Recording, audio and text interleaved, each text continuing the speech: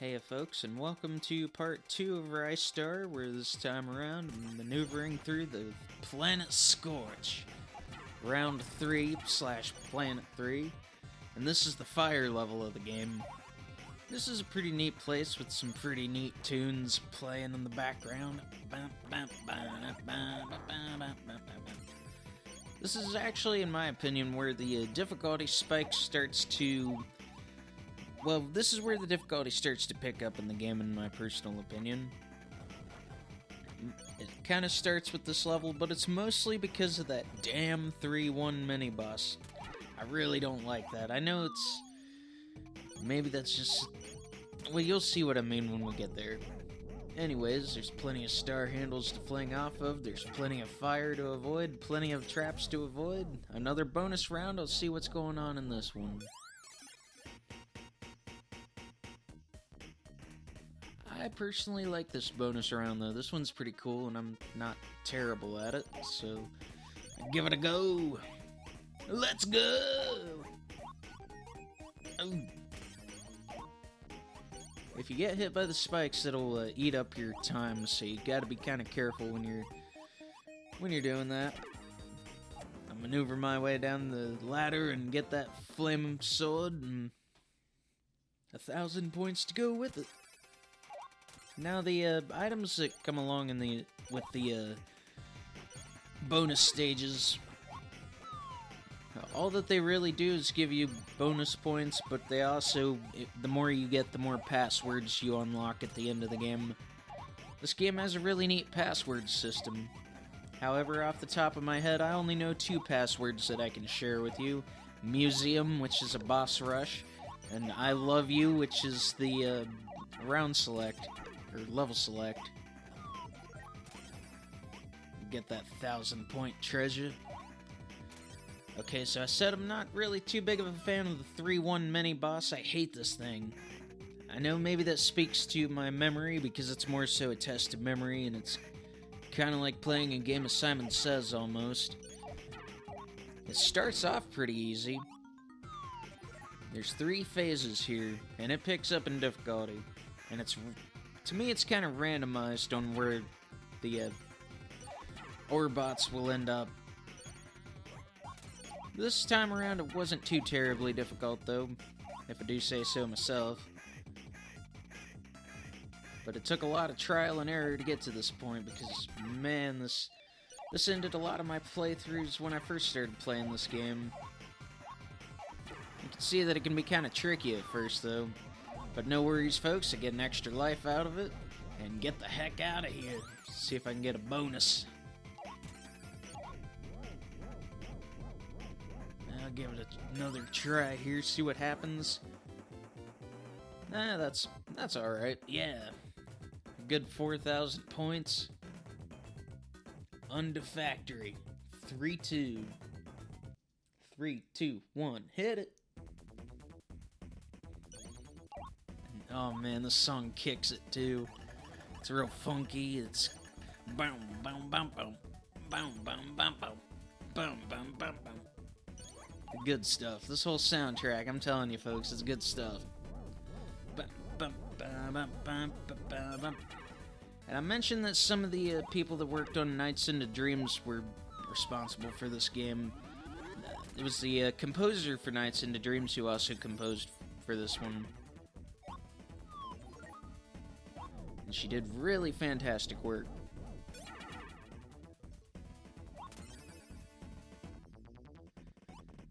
But keeping on with this under factory place, it's pretty neat how Planet Scorch, the further on you go, the further underground you end up being immersed.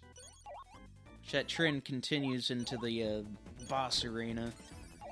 But we'll get there. Climb up this ladder here. You gotta watch out for those things. And this is a pretty tricky section if you're not careful, because you got those blue things firing at you. No worries. But yeah, I always liked how this game plays. It's a game that kind of makes you take your time. It's not like Sonic. You can't just zoom through it. You gotta kind of take your time playing through it. It's a slower platformer. But it's a more rewarding game for it, I feel like. Anyways, it's a fairly quick level to get through.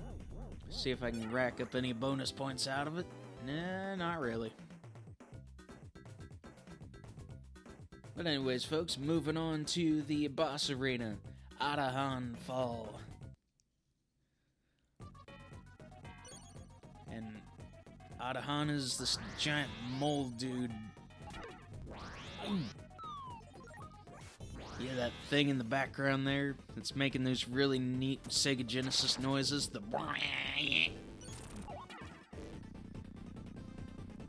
Anyways, whenever I was recording this boss fight, I had to re-record it a couple of times. I had to start my playthroughs over because for some reason when I try to latch onto one of his attacks, it slings me into the background and makes it to where I end up getting stuck and the game kind of just soft locks.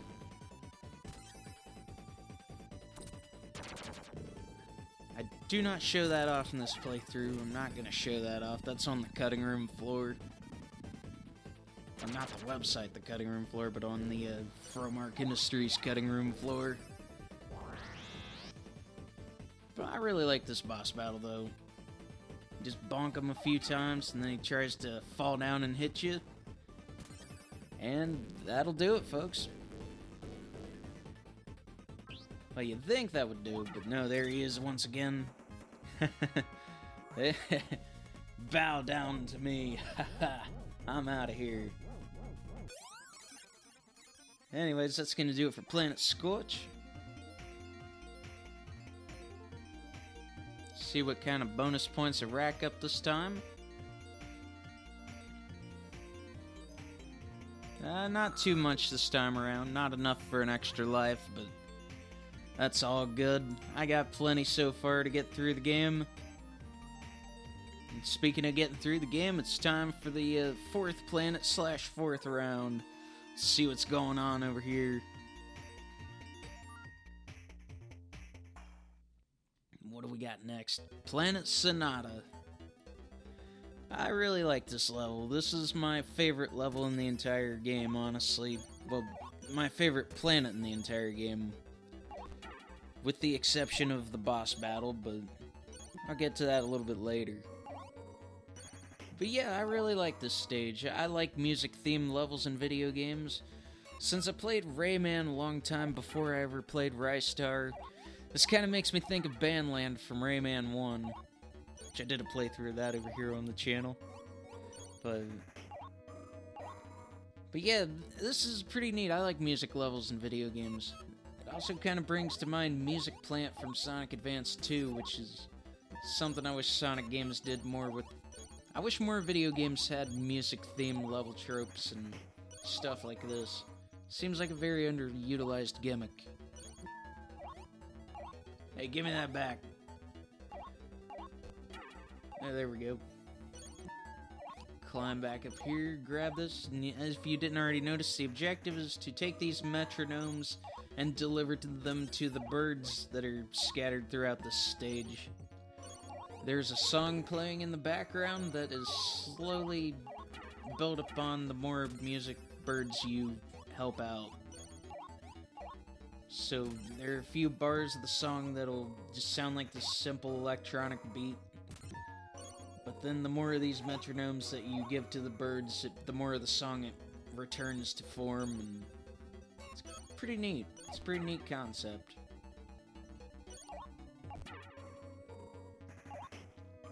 Try to steal my metronome.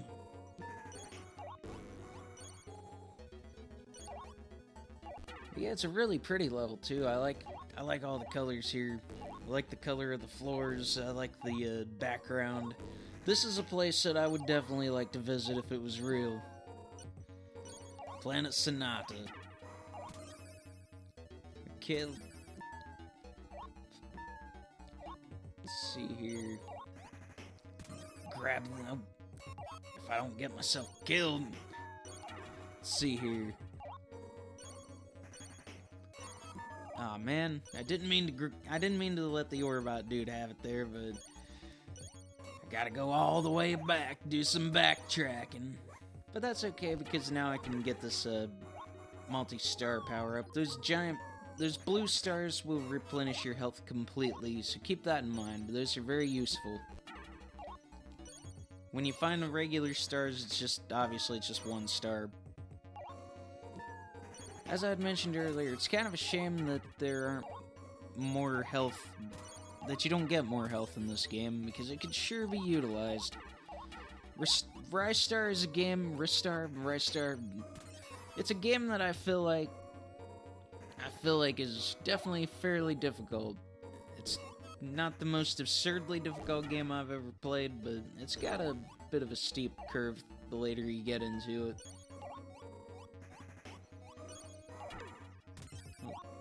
Personally, I think the game starts showing less mercy after the 3-1 mini-boss. You gotta watch out for those birds, those mechanical birds with their ability to just immediately drop. And there's the last bird to rescue. Give the metronome to him, and... or it. I don't know what gender that bird's supposed to be. My bad. Moving on anyway to the mini-boss, and we got this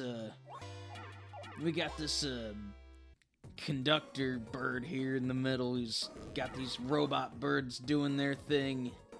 One thing that the Japanese version had that I wish the US version of this game had is that there's little music note cues in that version that show up above the birds right before they drop, which makes it easier to figure out where they're gonna be, making it easier to hit them. It's kind of a guessing game, to be honest.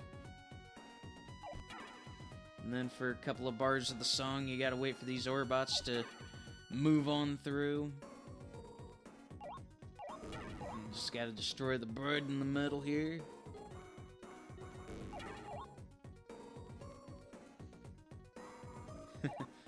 Ristar has different animations, different idle animations. Like here for Planet Sonata, he snaps his fingers. And Planet Undertow, he's stretching and moving his arms like he's warming up for a swim. It's pretty neat stuff.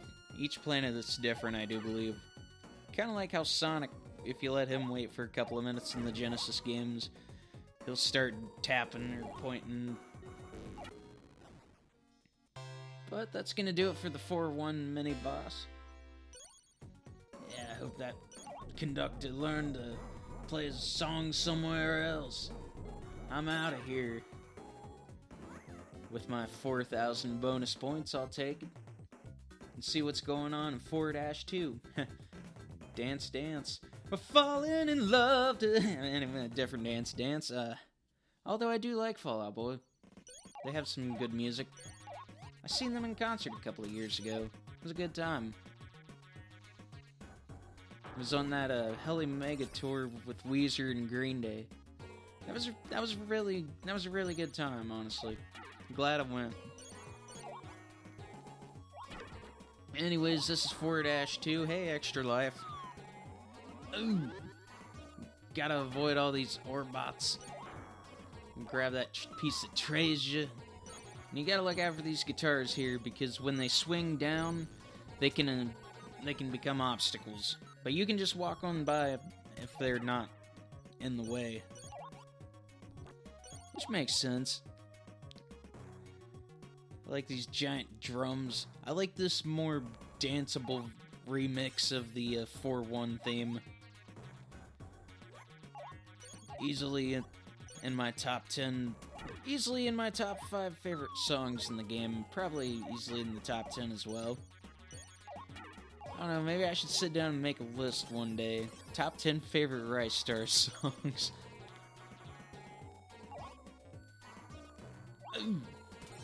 Gotta be careful in this. This level is full of obstacles. Gotta be really careful. But another extra life, so I mean it's worthwhile if you can make it through unscathed. It's just a matter of being really cautious sometimes.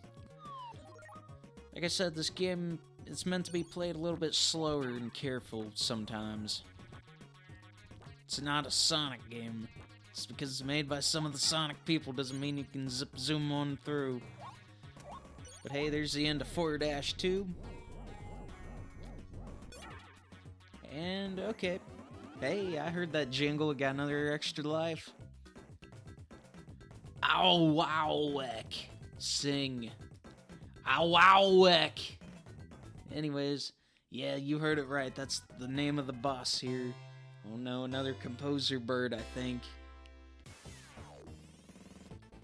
Although, yeah, that's what it looks like. Although this one's pretty chill. He's just minding his own business, and then a Wowweck comes in and starts screwing up the music and throws these evil killer music notes at you, and then you got debris falling from the sky.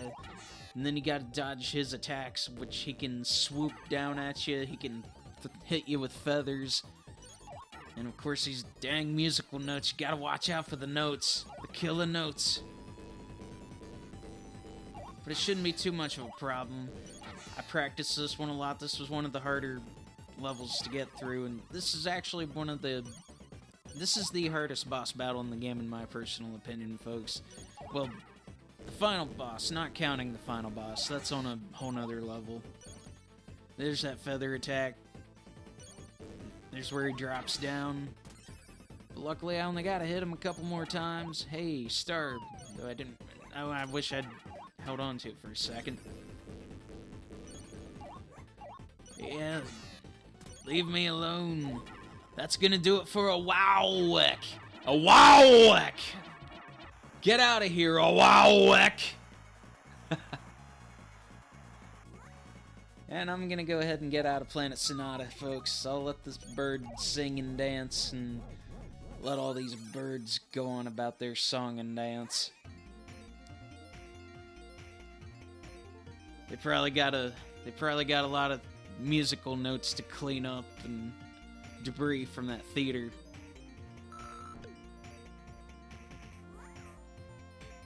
Excellent. Good, great, awesome, outstanding, amazing. But yeah, that's gonna do it for part 2, folks, and we'll see what's going on in Planet 5 and Round 5 and part 3, the finale.